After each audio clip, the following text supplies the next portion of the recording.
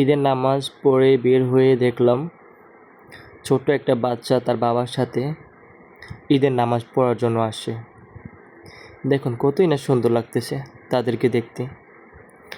আমার সামনেই চোখে পড়লো, আমি হাঁটতেছি, তারাও হাঁটতেছে, আমার সামনে চোখে পড়লো।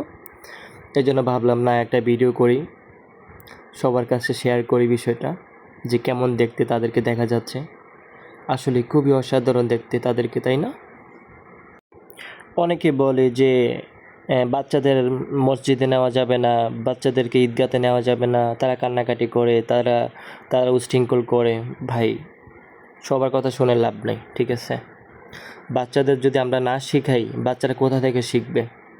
বাচ্চাদেরকে মসজিদে নিতে হবে, যেখানে ইসলামের আয়োজন হয় সেখানে নিতে হবে, তাদেরকেও দেখাতে হবে। তারা আমাদের থেকে না শিখলে তারা কাদের থেকে শিখবে, তাই না?